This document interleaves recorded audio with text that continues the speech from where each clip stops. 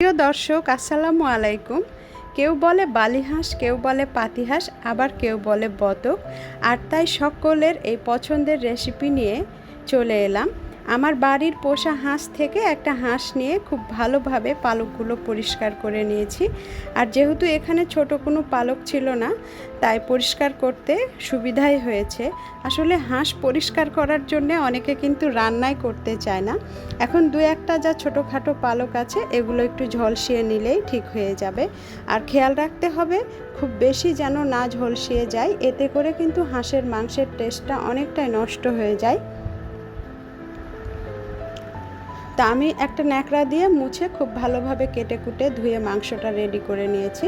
এখন ফ্রাইং প্যানে পরিমাণ মতো তেল দিয়ে দিচ্ছি, আর এর সাথে তেজপাতা, এলাচ আর দারচিনি দিয়ে দিলাম। আর এগুলো থেকে খুব সুন্দর একটা অ্যারোমা বের হলে পেঁয়াজ দিয়ে দিব।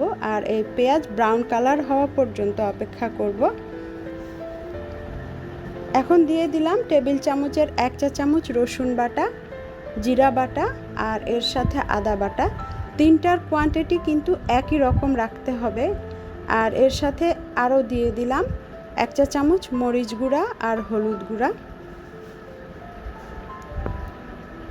ধনে গুঁড়া আর স্বাদমতো লবণ দিয়ে পানি দিয়ে দিচ্ছি মশলাটা কষানোর জন্য। আর মশলাটা কষানো হলেই আগে থেকে রেডি করে রাখা মাংসগুলো দিয়ে দিব।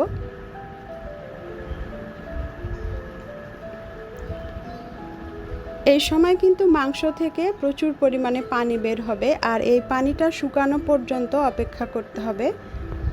আমি এর মাঝে ঢাকনাটা তুলে একটু পরপর নেড়ে দিয়েছিলাম। আর তেলটা উপরে উঠলেই বুঝে যাবেন যে মাংসটা একদম পানি শুকিয়ে গিয়েছে।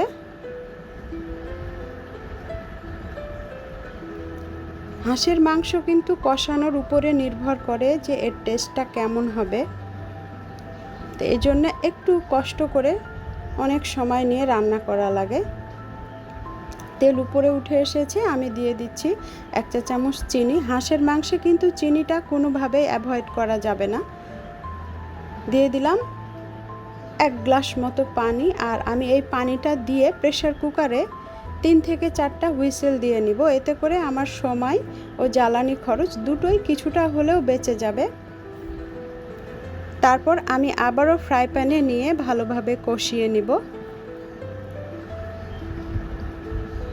আমি কিন্তু আবারও বলছি যে বারবার ঢাকনা তুলে নেড়ে নেড়ে দিতে হবে, এতে করে মাংসের যে আঁশটে গন্ধটা আছে সেটা চলে যাবে।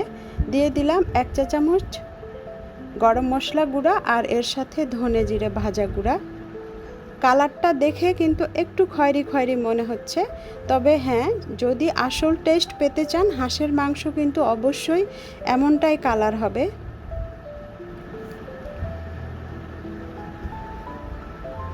আবারও ঢেকে দিচ্ছি, আর তেলটা উপরে উঠলে বুঝে যাব যে রান্নাটা কমপ্লিট হয়ে গিয়েছে।